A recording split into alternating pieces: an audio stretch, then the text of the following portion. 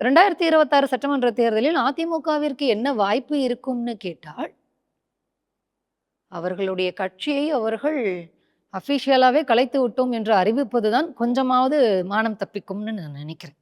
ஏன்னா அதிமுகவை அழிப்பதற்காகவே ஒன்றிய பிஜேபி அரசு எல்லா விதமான செயல்பாடுகளையும் செய்து கொண்டிருக்கிறது. அதனுடைய தலைமை பொறுப்பில் இருக்கக்கூடிய எடப்பாடி பழனிசாமியும் அமைதியாக இருக்கிறார். ஒன்றிய பிஜேபியினுடைய தமிழ்நாட்டுக்கு எதிரான எந்தவித செயல்பாடுகளையும் கண்டிக்காதவர் அதிமுக எடப்பாடி பழனிசாமி. எஸ்ஐஆர் வந்துச்சு, அதை ஆதரித்தவர் எடப்பாடி பழனிசாமி. இப்ப கிட்டத்தட்ட 1 கோடி பேரினுடைய வாக்குரிமை பறிக்கப்பட்டிருக்குது. அதிமுகவில் இருக்கக்கூடிய ஜெயக்குமார் வீட்டிலேயே வாக்குரிமை பறிக்கப்பட்டிருக்குன்னு அவர் சொல்றாரு. ஆனா எடப்பாடி பழனிசாமி ஆதரிக்கிறாரு.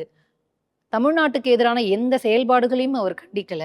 100 நாள் வேலைவாய்ப்பு திட்டத்தில் ஒன்றிய பிஜேபி அரசு நிதியை குறைத்ததை எடப்பாடி பழனிசாமி கண்டிக்கல. அப்போ அதிமுகவினுடைய இருத்தலே அங்க இல்லையே.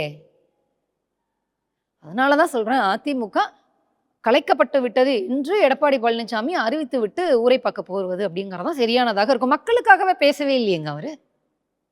அப்புறம் இவர்களை எப்படி ஒரு கட்சியாக எடுத்துக்கொள்வது? அதிமுகவிற்கு எந்தவித இடமும் இல்லை. அதிமுகவை அழிப்பதற்கே ஒன்றிய பிஜேபி அரசு அவர்களோட கூட்டணி சேர்ந்திருக்கிறது. அதிமுகவினுடைய மிச்சம் இருக்கக்கூடிய சொற்ப வாக்குகளையும் பிஜேபி சுவாகா பண்றதுக்கு தான் அங்க சேர்ந்திருக்கு அப்படிங்கறதான் உண்மை.